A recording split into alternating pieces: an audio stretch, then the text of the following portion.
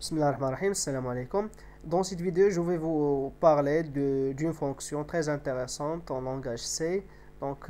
Concernant l'allocation dynamique, c'est la fonction reallocation. Tout d'abord, nous allons travailler à l'aide de la fonction calloc ou bien malloc, et par la suite, nous allons utiliser la fonction realloc.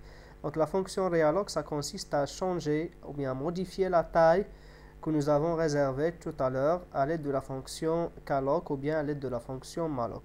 Travaillons avec calloc par exemple. Donc si je déclare par exemple ici, comme vous avez vu dans la vidéo précédente, un pointeur sur un entier, je lui affecte la valeur de l'adresse de la première case réservée à l'aide de calloc. Nous avons dit que à l'aide de calloc, on est en train d'initialiser les valeurs à 0. Je vais essayer maintenant de vous montrer comment nous allons, par exemple, remplir les cases de ce tableau. Donc, nous allons utiliser la boucle for, bien sûr. Et bien sûr, la fonction scanf. Donc, scanf, puisqu'il s'agit des entiers, donc pourcentage T, virgule. Donc, ici, l'adresse. Donc, l'adresse de étoile P plus I, donc c'est P plus I, étoile, P plus I, 100 étoiles.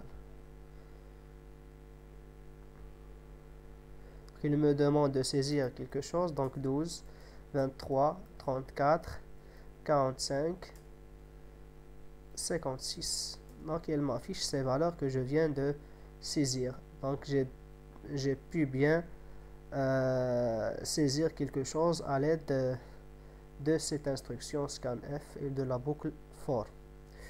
Donc qu'est-ce que nous allons faire? Donc nous allons essayer maintenant d'utiliser la fonction realloc.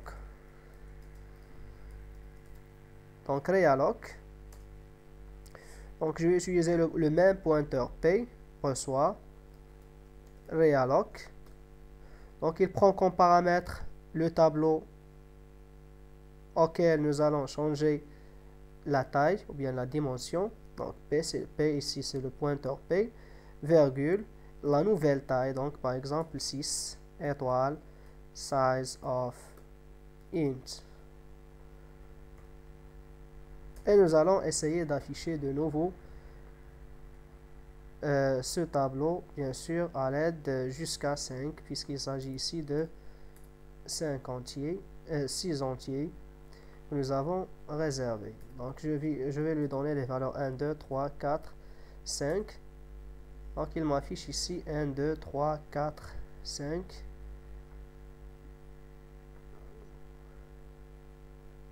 Donc pour la première fois, donc je vais effacer ceci. Donc on réexécute ce petit programme. Donc il m'affiche 1, 2, 3, 4, 5 et une valeur aléatoire. Donc on a pu réserver de l'emplacement pour la 6e case, mais il contient une valeur aléatoire. Donc c'est comme si on a réservé 6 emplacements à l'aide de la fonction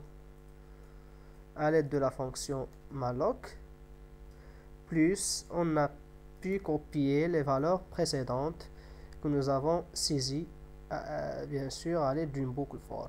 Donc je peux remplacer la fonction realloc à l'aide d'une fonction malloc.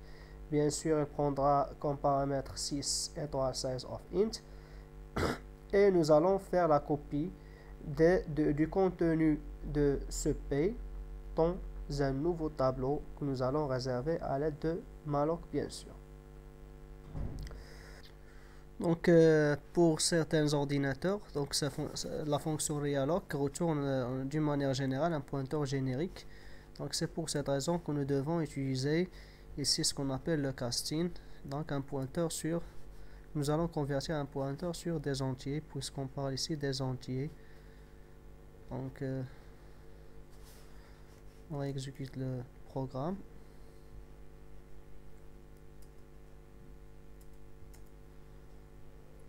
Donc nous allons saisir. Donc c'est bon, ça fonctionne correctement.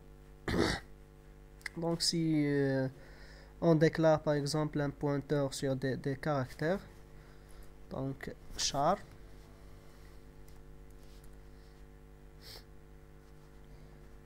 bien sûr size of char, si c'est pourcentage C, à l'aide de la fonction realloc, nous allons utiliser ici pour le casting char, ici char, et bien sûr ici c'est le pourcentage C.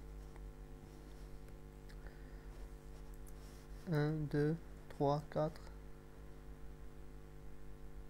Donc nous avons ici un petit problème à cause de la fonction scanf. Donc c'est pour cette raison. Donc nous allons utiliser ce qu'on appelle la consommation des caractères. Je parle de l'entrée du clavier à l'aide de la fonction getChar de cette manière. Donc while getChar différent de anti/n point virgule. Donc de cette manière le problème sera résolu. Donc 1, 2, 3, 4, 5 et c'est bon. Donc le problème est résolu. Donc essayons de voir le contenu avant d'utiliser la fonction scanf. Juste après